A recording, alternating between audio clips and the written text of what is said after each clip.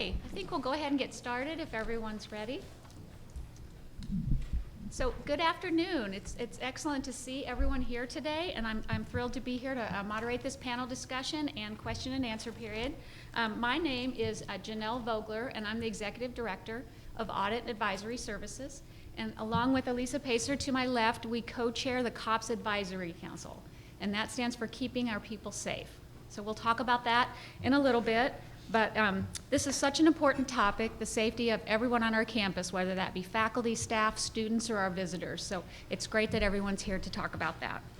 So let me start by introducing our panel participants. To my left, we have Elisa Pacer, who's our Emergency Preparedness Manager, Paul Kyle, who's our Dean of Students, Greg Russell, who's our Chief of Police, Barbara Larson, our Executive Vice President of Finance and Administrative Services, Liana Graham, who's an adjunct associate professor in our reading department, and Tom Clayton, who's our director of risk management.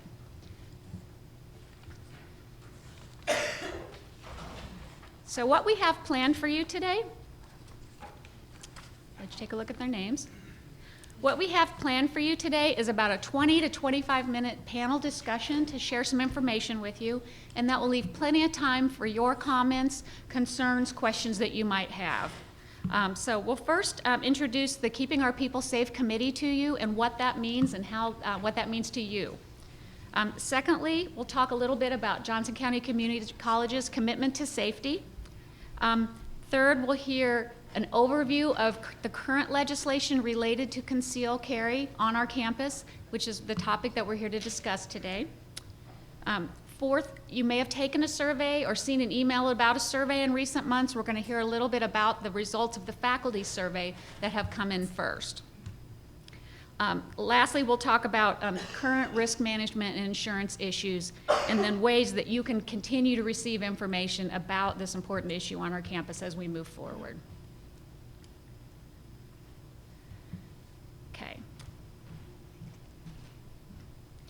Finally, I just want to let everyone know this particular event is being live streamed today out on our website, and it's also being recorded for anyone that wasn't able to be here today. So as we all know, there's been changes in Kansas laws in recent years regarding concealed carry. Safety is a top priority for the college, and we're working hard to prepare the campus for those coming changes. Today's forum is about seeking your input and hearing your concerns as we move forward in complying with those laws on our campus. We don't have all the answers yet. You may hear us say several times we don't know the answer, but we want to hear what your questions or concerns are so we can take those into consideration as we move forward in policy development. And we will keep track of all your questions and concerns. We'll post them as much as we can on our website that I'll show you in a minute, and then we'll provide those answers as they become available. And finally, I just want to let you know your voice is very, very important to us, and that's why we're holding this, and we'll probably hold a series of future campus forums like this to continue to hear what you have to say. Okay, so first, let's talk about what is the COPS Advisory Committee. The COPS Advisory Committee is a cross-functional committee. You can see the list of members up on your screen, and they'll also be posted out on our website that I'll show you a bit later. We're trying to cover constituent groups all across campus. So that's the members. The charge of our committee, I can let you read that, but really the key points there is to solicit feedback from all constituent groups. And events like today are part of the ways that we do that. So we want to solicit that feedback so that we can inform strategic decisions as they relate to safety issues on our campus. Today we're talking about concealed carry, but that's all safety issues as they may be of concern to anyone on our campus. So the first thing we're going to start with is a short overview of our commitment to safety. So Elisa, Paul, and Greg are going to talk to us about that now. Thanks, Janelle. Good afternoon. So glad to see so many of you here. Just a few highlights and some of what we're doing as far as our commitment to campus safety in the emergency preparedness spectrum. Some of the recent enhancements, hopefully all of you by now know or have heard about the COPS program, Keeping Our People Safe, and that program is an all-encompassing program which includes our Building Emergency Leader programs, designated safe zones and safe areas on this campus, emergency notification systems, reporting mechanisms, ways to report an emergency on campus. So when we talk about all of those emergency preparedness factors, we're referring to the COPS program, and that's how we market that system with the red and white stripe border. So hopefully you see those posters and informational flyers across campus and in our classrooms.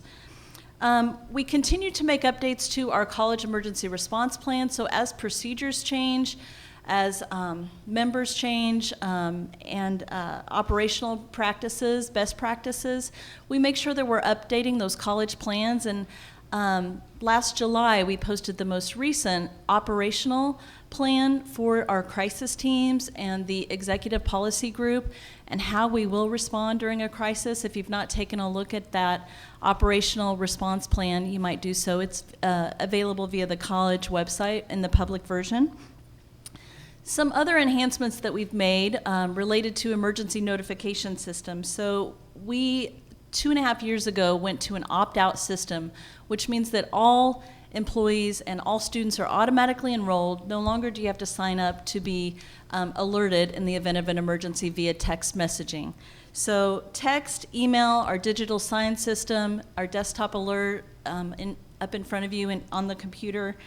College phones, as a recent addition to that, to alert campus-wide. We started with classrooms, and we've expanded those classroom phone notifications to office areas. And the college website being a key portal for communication during any emergency. Another recent enhancement in the last 1.5 years, we've added a direct line for the campus police department, 469-2500. We encourage all faculty and students and staff to put that number in their cell phone so that you can reach campus police whenever you might need to. We do a lot of training on this campus. And training is available throughout semesters and during the summer semester as well. We do Emergency Preparedness 101 classes. We travel to different departments and groups and do refresher training, CPR, AED, fire extinguisher, theft mitigation, handling difficult students in the classrooms, just to name a few. And we also incorporated a few years back mandatory ALICE training, which is our armed intruder response training that we adopted here at the college and intended to train every employee, full-time and part-time, so that they would be better informed and better ready to respond in the event of an armed intruder event. We do lots of awareness activities and try to spread the word however we can, handing out flyers, brochures, campus craze days, safe spring break activities for students. We do drills. We did a drill March 29th. And this next Tuesday, we will be retesting some of those systems that didn't quite function as planned, because we want to build your confidence in those systems to know that they're going to be there when we need them to be. So next week, next Tuesday, just FYI, at 10:05 a.m., we will be doing a scheduled drill of email and desktop alert and campus phones. So please put that on your calendars. The latest safety enhancement that we added just new this semester is called JCCC Guardian. And Guardian is a campus safety app. So it's a mobile app you download on your smartphone. And it's intended as a personal safety tool to help us keep our people safe. So two of the features that I think you will find most useful, one is a panic button, basically, which direct line access to campus police. You don't have to remember the phone number. That single button alarm takes you direct phone call there.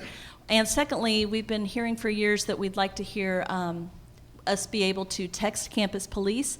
This app allows you to do that with two-way communication. So if you've not downloaded Guardian, there's some information at both of the doors, and please take advantage of that. Please know that we are committed in emergency preparedness to safety and security and learning about these best practices to make sure our campus is as prepared as possible. Paul. Good afternoon, everyone. I just want to briefly talk to you about some of the prevention and intervention programs here at the college. You see across the universities and colleges across the nation, their best practice is one of those things is behavioral intervention teams. That's a group of individuals that look and determine whether there's a danger or harm to the institution, either from a person or persons. And so they gather information to determine whether there's an alert regarding a certain situation. and what actions need to take place after that. Also, another thing that we have in place is early alert. Some of you may be familiar with that, and that's a opportunity to email this team that looks at whatever the concern is, and typically we try to make sure those are not emergency in nature. We really want the COPS form to be that as far as emergencies, or talk to the police directly. But the early alert can be also another way to gather information if a student's having difficulties. And so that team looks at that information and disperse it where it needs to go, whether it needs to go to a counselor, to an instructor, or to one of the BIT teams, or possibly the police. Obviously, we have counseling services on campus, and we work closely with them as far as any issues that might come up, and they do a great job of trying to determine what issues are out there for students and what help they need to have. And again, they correspond with the appropriate people in regard to the situation that the student may be encountering. We have also student and employee assistant programs. Give you an example, one of the student assistant programs is we have a contract with a local health department that can provide students with 5 free sessions of mental health counseling, free to them. And so that's another resource that we utilize in the community. And as far as community resources, we have a lot of connection with individuals in the community, such as the Johnson County Mental Health Department, Johnson County District Attorney's Office in the domestic violence area, also domestic violence associations and organizations like MOXA and Safe Home. And so those are just a few examples of some of the community organizations that we work with closely. Chief? Thank you, Dean Kyle. Good afternoon, everyone. In August 22nd, or on August 22nd, 2008, we became a full-fledged police department. Currently, we are 22 strong. Our focus then was always safety of everyone on the campus. Under the direction of our new president, Dr. Sopcich, we were asked to focus more on community policing. What is community policing? It simply means that I am no longer acting alone. I need you to help me keep everyone on campus safe. We operate 24 hours a day, 7 days a week for the entire year. We are required by the state to have training. Most of that training recently has been focused on responding to anything that we consider critical, like an armed intruder. So we are prepared. We are constantly training in preparation for a event that would be considered that sort of emergency. We presently are a member of the Police Chiefs and Sheriffs Association. So what does that mean to us here on the campus? That simply means that in the event we ask for help, Overland Park Police Department, Kansas State Highway Patrol, Olathe Police Department, or whomever is close, they will respond. Simply responding without the technicality of having a memorandum of understanding in place.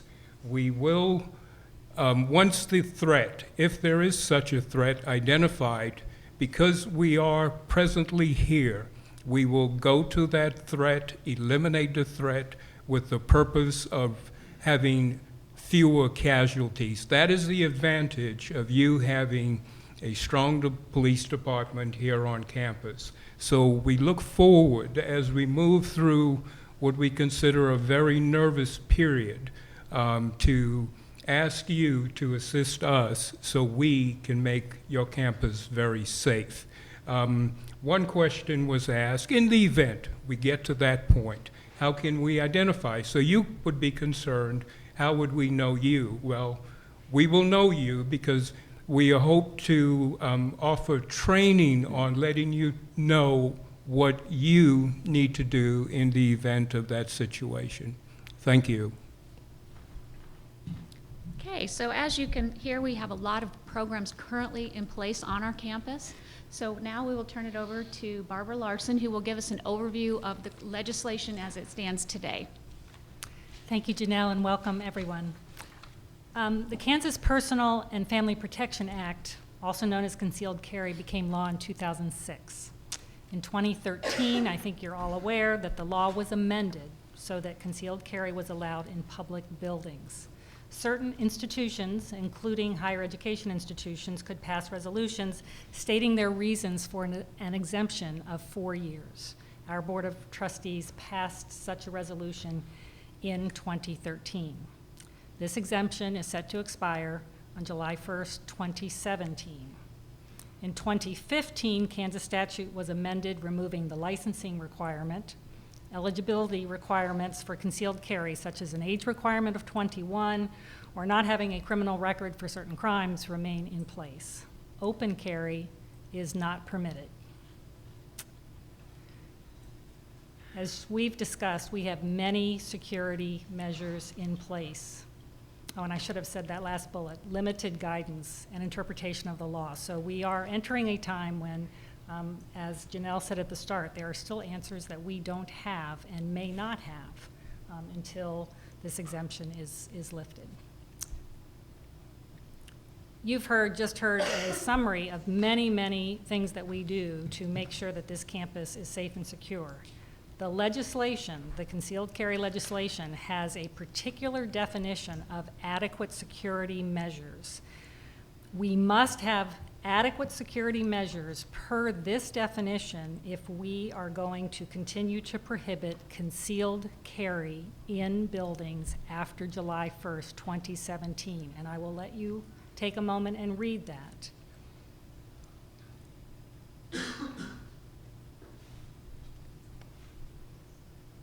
As you can see, under the legislation, adequate security measures means metal detectors and appropriate staff to monitor those metal detectors. For our purposes here today, we're showing you a floor plan for just one building, and we chose this building, the GEB. So you should recognize that as the first floor of the GEB building. You'll see that it has 7 points of entry. The green arrows depict limiting the entrances to the first floor of GEB to just 2, the north and the west, as examples. In this scenario, other doors would have to be limited access to only employees. If we were going to say we will have adequate security measures for the GEB building, and we would limit the entrances. Other entrances would have to be closed from the outside and only open to card readers, for instance, for employees. So you may have heard some fairly significant dollar figures that we've discussed for implementing adequate security measures. There's obviously the investment of metal detectors. That's a capital investment. We understand that would be about $5,400, but that's not really the most fundamental cost, because that comes in the staffing. You would need 2 people, 2 security guards, so this is simply an example. Our current hours of operation are 5 a.m. to 11 p.m., 6 days a week. So this slide assumes 2 contracted security officers per entrance would provide the monitoring services throughout the hours of operation. And understand that we could vary these hours. This is an example, but you'll see from our current hours of operation, you get to over $200,000 a year at one entrance. So we have 100 entrances across our buildings. Even limiting that, obviously, you'd get to some very high numbers. And there are other considerations that we would have to take into account. For instance, our buildings were not constructed or designed to have this kind of metal detector or this kind of security at buildings. So it would be a matter of how would that work. And then probably more importantly is the inconvenience to students, staff, and visitors in terms of making it from one class to another with limited entrances. Thank you. Okay, so as you can see, our campus leadership has a lot to consider as we move forward and determine how we're going to get ready for July 1st, 2017. To that end, surveys are one way that we can get some feedback, and our faculty leadership here on campus took an early step in gathering some of that feedback, and we have Leona Graham here to take us through that information. Dearly beloved, we are gathered here today to talk about safety. As you may or may not know, this February, an electronic survey was distributed among both full-time and part-time faculty members at JCCC in an attempt to gather their opinions regarding the upcoming changes that Dr. Larson just spoke about, that our campus may undergo when the exemption expires in the likely event that that does occur. The survey that our faculty members took was almost identical to a similar version distributed to faculty members at four-year universities across the state of Kansas.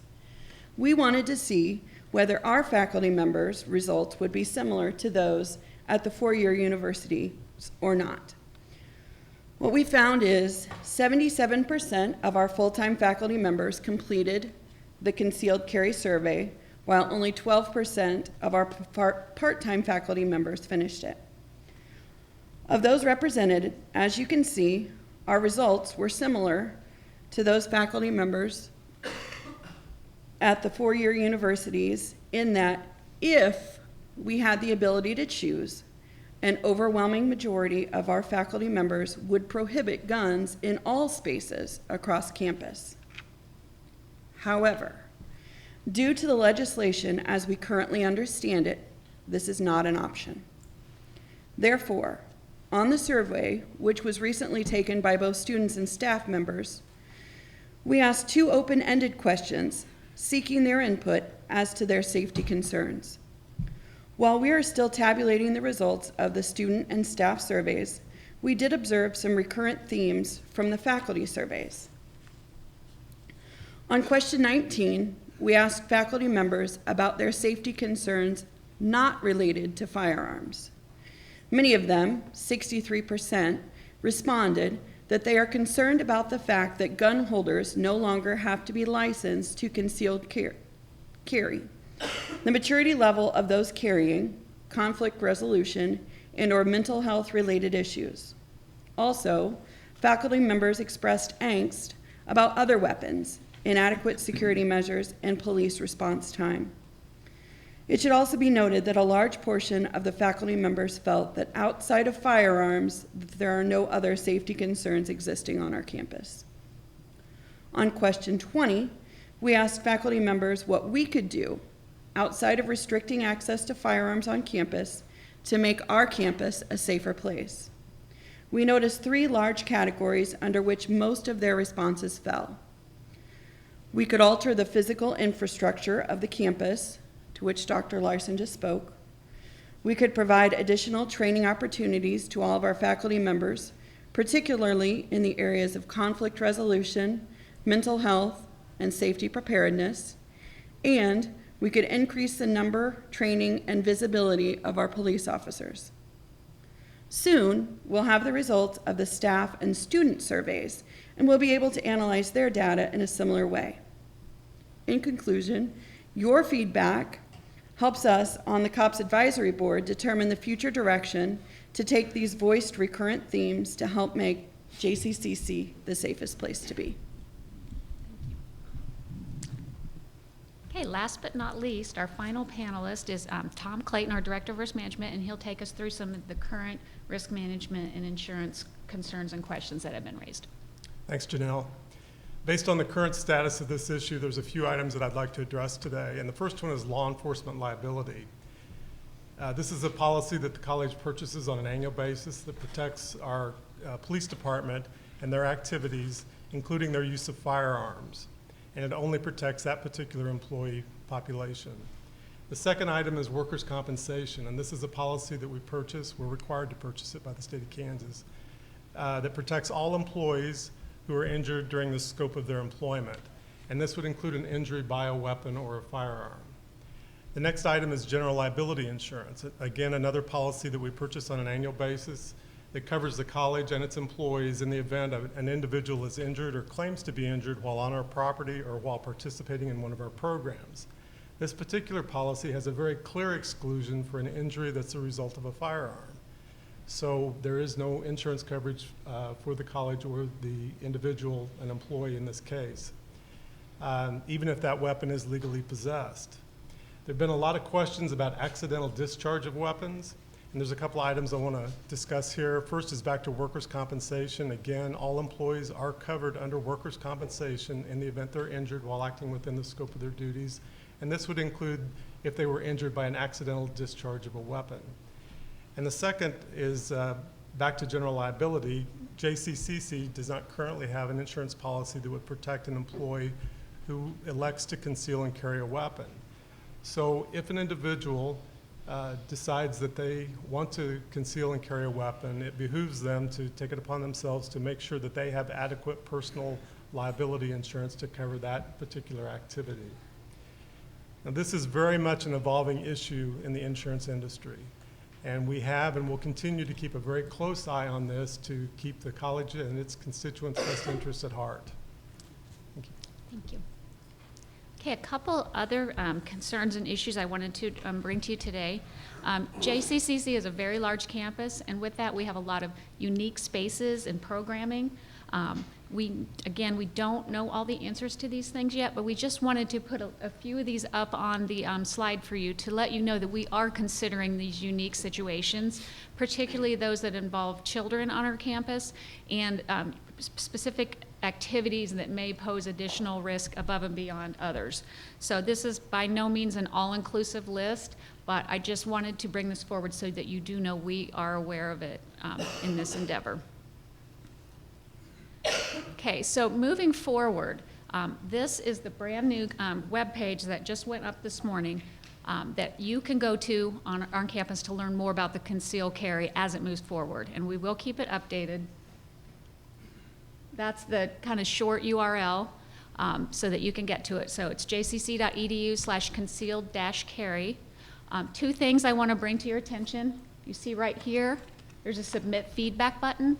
If you have questions or concerns you either don't bring up today or come up later or at any time, you can always click on that.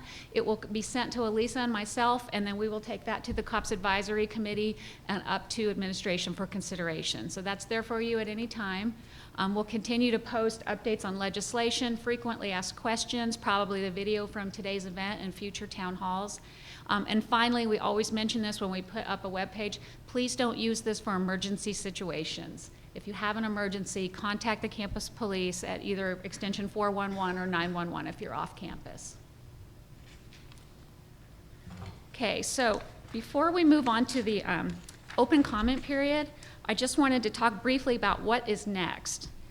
As we talked earlier, the college's exemption expires July 1 of 2017.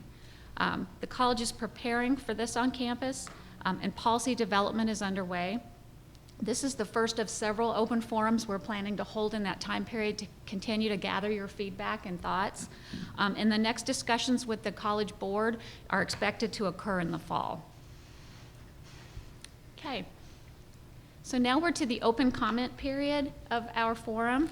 We have microphones down at the front, so we're trying to make sure everyone has a chance to speak today. If we could hold our comments to 2 minutes, that would be great. And if you could state your name and relationship to the college, that's helpful as we are recording this event for future reference. And as we said before, we may not know the answer. If we do know the answer, we'll try to answer it for you. If we don't, we'll take record of it and we'll post the answers as they become available. And also, there are comment cards. If you didn't pick one up on the way in, the little index cards, just wave your hand and Sergeant Keaton will bring you one. So if you don't feel comfortable asking in the forum, but you want to ask it for later, just write it on the card. There's boxes on all 4 entrances on the way out. Okay. So don't all come down at once.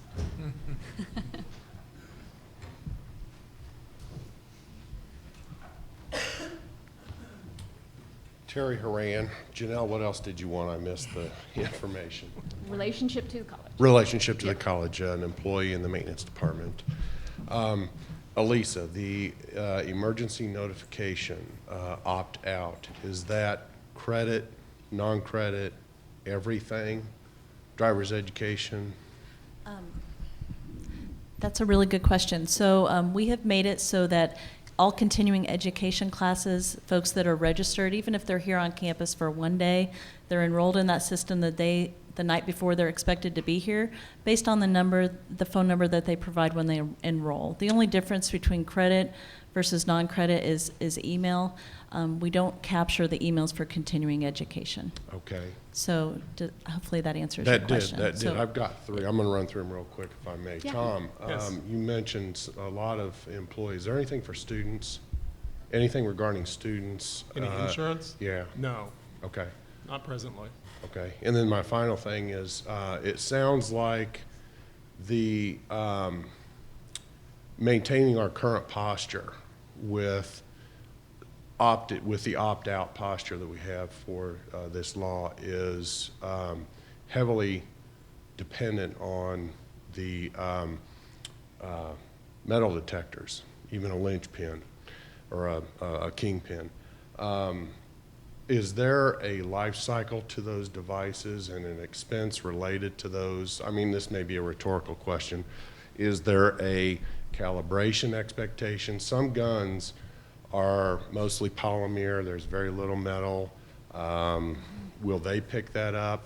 And is there a liability that the public expects, because all those metal detectors are there, that I'm safe? And that those polymer weapons where only the barrel is metal have been picked up, and I can count on the college for that, and there's a liability with that. That's a great question, Terry. I don't know very much about metal detectors, and maybe the chief does more. I mean, that's something we'd have to learn about going Just a forward. point to bring Yes. forward. Absolutely. Okay, thank you. Yeah, thank you.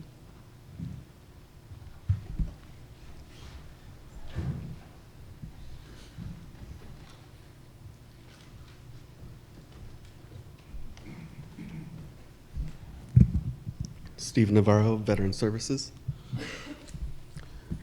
I had a two-part question. First, is there any actual, besides getting the cost analysis of how much it would cost to limit the entrances, is there any actual thought of this is something that we might actually do, or are we just going on the assumption that we are going to have concealed carry on campus?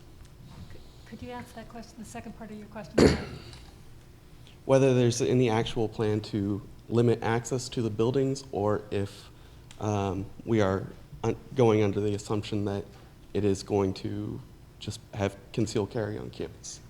And I'd say that's part of this opportunity to hear from individuals. At this point, we have not made that decision. It would ultimately be a recommendation to our board.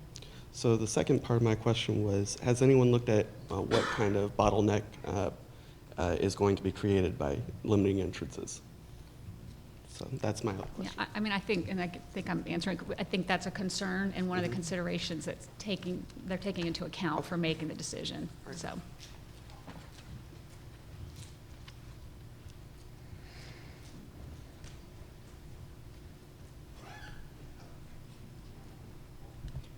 I'm sure some of you have some questions. Come on down. Also, if you would rather not come down, we do have a microphone that can be brought to you if you feel more comfortable doing that. So if you want to raise your hand, we could do that as well.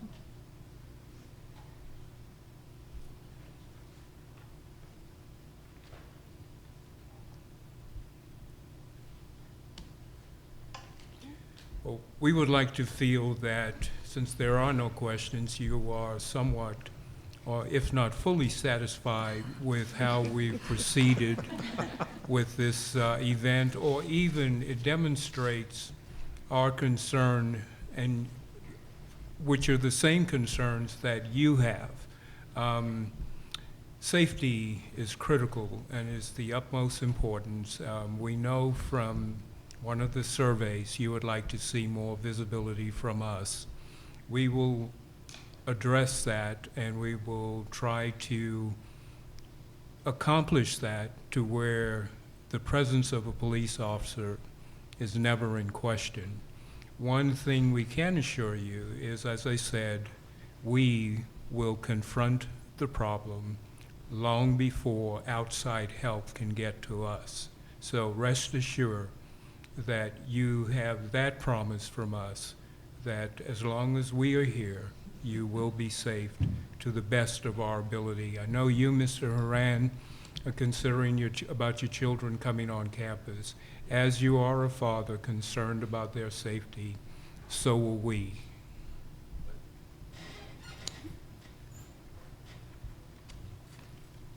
I'm Sally Brown, and I work in the Math Resource Center.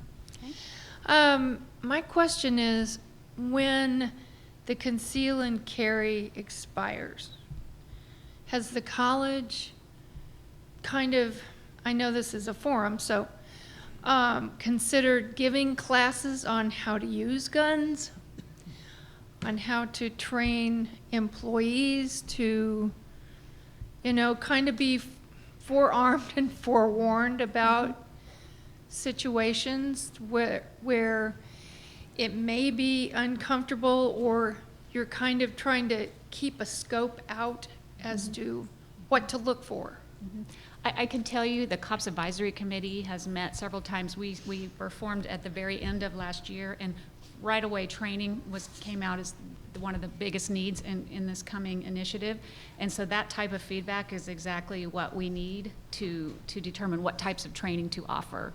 So I don't know that there's an answer to that question. It's been talked about, Well, but and that's I good just feedback. wanted to bring it up Yes, because absolutely. it's something to me that's valid. I'm Yes. in a very visual job, and all the students come in, and we get people from all walks of life. And I personally have never even held a gun. I have no idea what they're made of, or so, what I just heard was very educational. So I just thought I'd bring that up. Yes, thank you for that feedback.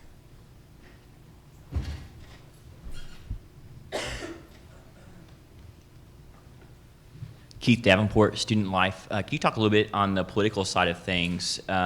What's that political landscape about the likelihood of the exemption being extended, if there's any, or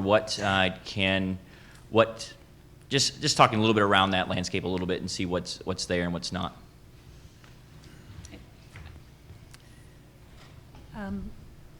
I'll try to take a stab, Keith, but again, I think that we're talking about machinations in Topeka that I don't have a good sense of where that will go. I'd say that there is a sense that it's unlikely that this legislation will be changed, and we believe that the exemption will in fact be lifted.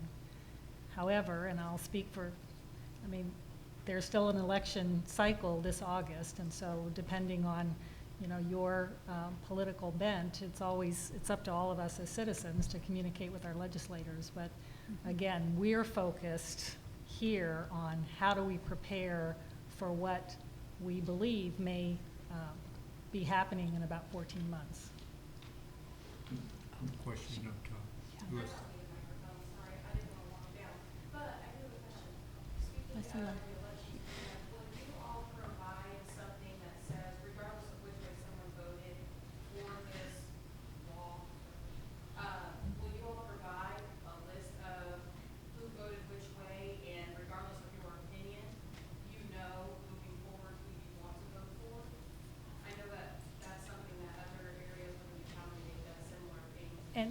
And I would say that is not the purview of this group in terms of preparing for really looking at safety on campus. Certainly there are a lot of organizations that I'm guessing would help with that, whether it's League of Women's Voters or whatever politically oriented organizations there are out there. I'm sure folks here could give you suggestions afterwards, but our focus has really been on how do we make sure that the campus is as safe as possible.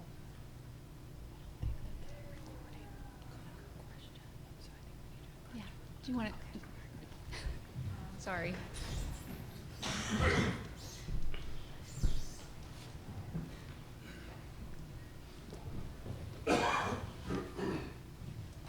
My name is Irene Schmidt, and I'm the alternate on this committee. But I have a couple of questions that I've asked in other forums, and I hope that we keep bringing it up and keep thinking about it. One is, we talked about workers' comp, but we don't talk about OSHA. So I didn't know if there's any further conversation about OSHA regulations and how that plays out. My second question is about policy. You know, we have a weapons ban. What does that do to anything else? You know, can I bring a slingshot? Can I bring a taser? Those kinds of considerations. You know, I think it would be informative to know really what's going to happen with policies for students, not, you know, just for students, well, not just employees, but really where's the fine line anymore for that? And, you know, would I get in trouble for bringing a slingshot? Okay. And I believe we don't have the answers to that yet, but that's good feedback. And as we continue to have these forums and those policies get developed or changed, we can bring that information here and post it on the website. And I was just going to add, obviously, our weapons policy for the college will need to change, and that, of course, would address all other weapons. And perhaps, and we've talked about this on the committee, there needs to be some training on how do we communicate that to the campus community. So I believe that that's a really important piece. I'd also like to add that you're not the only one who has expressed concerns about additional weapons. We saw that on the faculty survey. I anticipate we'll also see those concerns on the student and staff surveys once we get those results back as well. But I do appreciate you bringing those concerns to our committee. And we will follow up on your comment about OSHA and its applicability in our situation. The only other comment I wanted to add to that is keep in mind with ALICE training, we call it armed intruder training, not active shooter training, because an armed intruder doesn't necessarily have to be armed with a gun. It could be any weapon of choice. So just keep that in mind as well.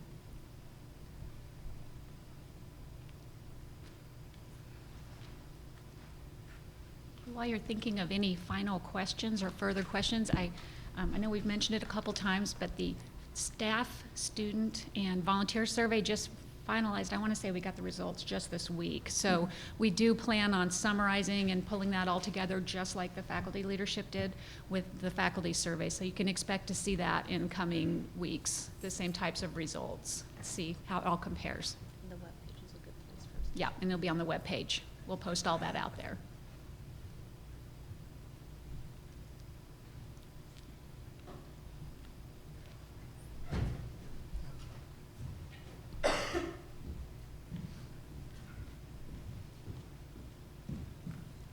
My name is George Bortel. I'm with Information Services. My questions, I actually have two questions. One question is, obviously Johnson County Community College is a big part of the community.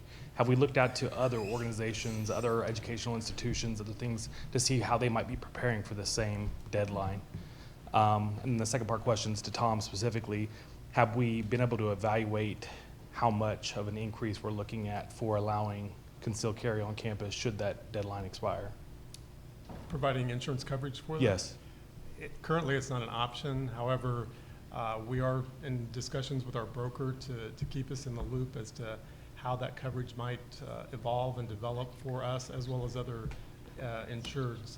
But currently, we don't have any sort of guesstimate as to what that might be if it becomes available. Thank you. Okay. And I'll let Elisa cover the first part of your question. Great. So for quite some time now, actually since 2013, we, and the law's changing, we've been keeping our finger on the pulse of other institutions, other states that have gone through the concealed carry process, what other colleges and universities are doing.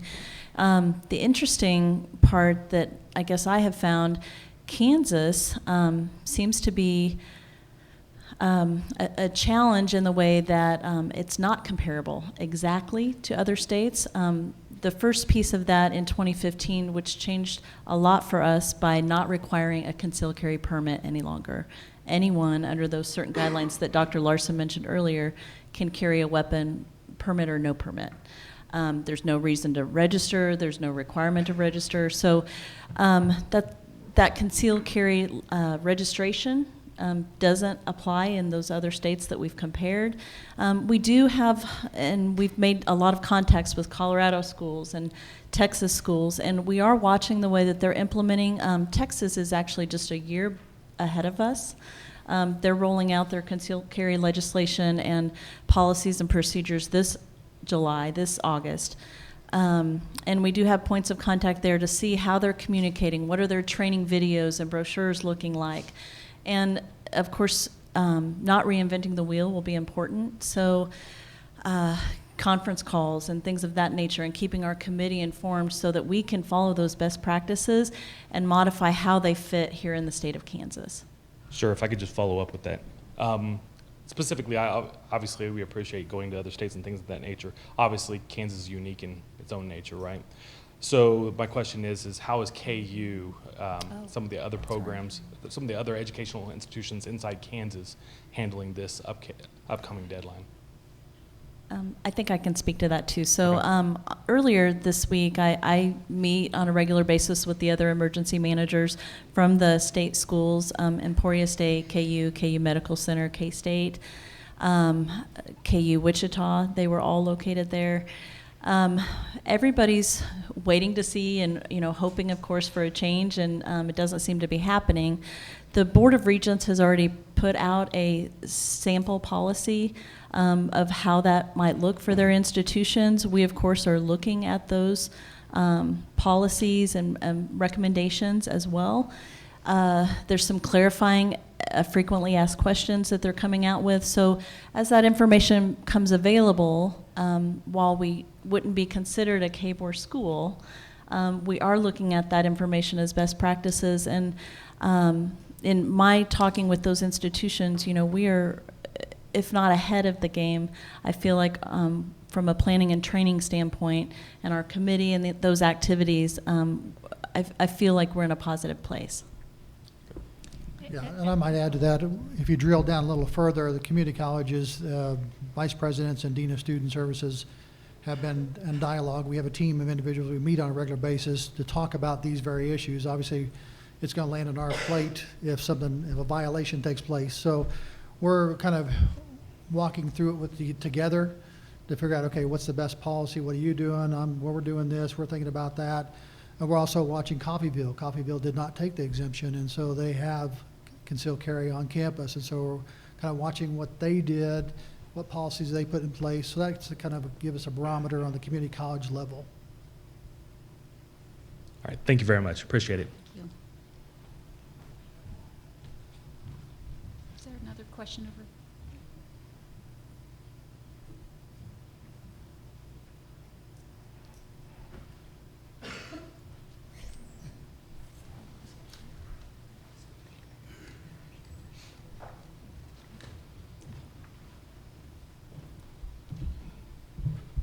Chief Russell, would you be willing to offer your opinion as to whether concealed weapons are currently on campus, legally or illegally? I can tell you that we are under the law of no weapons on campus, and that is the position that we take. My opinion will not serve you well, whether I'm for or against. That's not my concern. My concern, obviously, your safety. If there is a violation and it is made known to the police, then we will act accordingly. My question really has more to do whether, no matter what happens with, as far as our planning goes, whether there are weapons right now. And I ask you as the authority on public safety. Well, let me tell you this. Since 2008, we have had one incident of a weapon on campus, and to my knowledge, that is the only one to date. So from 2008 to now, I would say that's a pretty good record. Does that answer you, or I missed that one too? I'm sorry. Not precisely. Okay, so and I'm not trying to be evasive. It's just that my personal opinion doesn't matter. If I can tell you of the incident where there was one. And whether an incident happens or not, it's whether, my question is really whether there are currently weapons that we're not detecting. So even if we were to put, or if, as it is right now, whether there's weapons on campus or not. Well, I do believe I do believe there is a concealed carry that you're allowed. There could be weapons on campus, but we would like to believe that none of those weapons on campus are inside buildings. Because right now, that's against policy, so. Any other questions?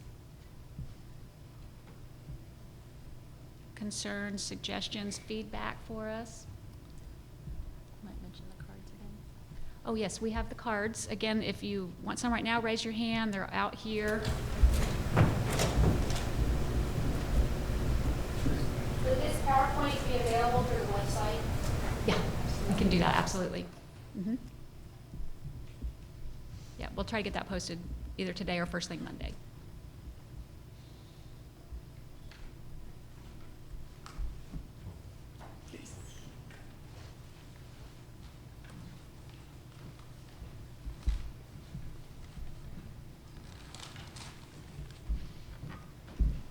Hello, thank you for so much of your work that you've done so far. I'm Rhonda Barlow. I'm a professor of mathematics, and I really do want to address her, and my colleagues have made fun of me already, and that's fine, but I am still of the belief that we will indeed see change in November, that this will hopefully be a moot point.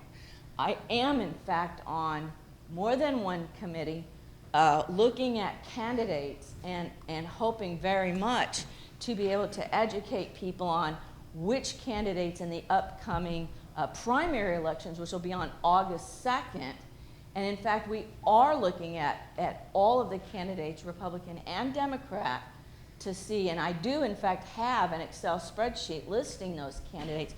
We have rules on campus about using campus resources, email, and they're good rules, by the way. They are good rules that we can't openly use school resources for private campaigning and that matter. But please know that there are indeed faculty members of the Faculty Association who in fact are doing exactly what you're saying, and I hope very much that the continued work on this committee could possibly go away if we get our way.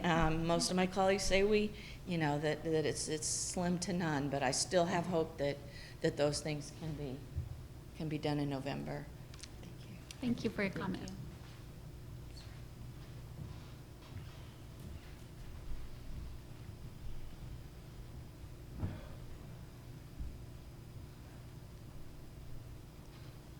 Don't want anyone to leave and say, oh, I wish I'd asked that.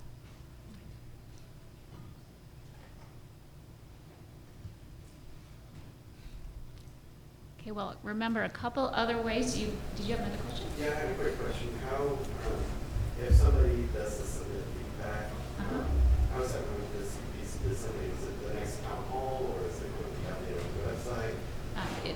How that will work? Janelle, for the sake of the recording, would you repeat the question? Yes, thank you. He wanted to know if someone hits the submit feedback button on our website, how will that go and how will the information get disseminated out? So the process for that is the email will actually go to Elisa Pacer and myself. So then we will get it, we will forward it on to the entire COPS Advisory Committee, and then we will, the plan is to keep a kind of a frequently asked questions document updated on the website. If we don't know the answer to that yet, we'll just say that. So that's where it'll go and what we'll do with the information. Same thing with your comment cards. And then I'm glad you brought that up, because the third way to give us feedback is the list of members on the COPS Advisory Committee will also be on the website. You're welcome to contact any one of them. That's what we're here for, is for that feedback. Quick question, is that submit button anonymous, or do you have to report your name and anything like that? It's an email. It creates an email. Yeah. I'm Laura Lee Stevens. I work with the outreach sites in Village Now. Something just occurs to me. We have these outreach sites, these classes in like Shawnee Mission North High School at night and DeSoto at night. Firearms are not allowed in high schools in this legislation, correct? That's correct. And so anybody who's an adjunct at those sites at night or full-time person teaching, this would not be a concern for that in that classroom scenario, correct? It should not be. Did everyone hear that? You just questioned about outreach sites in like high schools and places like that where firearms would not be allowed. Okay, that's great. Sometimes we have a hard time finding people to teach there, so this might be a bonus.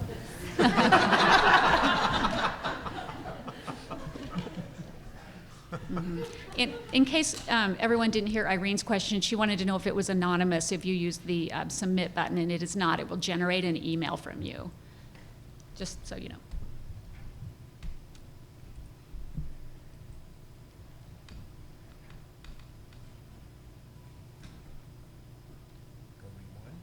Yeah. Okay. Well, if there's no more questions or comments, I want to thank everyone for being here. This was a great session today. I also want to thank the members of our panel, and then we also have several members of the COPS Advisory Committee here today, so I want to thank them for their support as well. Took a lot of people to put this event on, and I hope that it was insightful for you. And again, we'll continue to hold these as things unfold, and please continue to give us your feedback. It's very important to us. Thank you. Thank you. Thank you.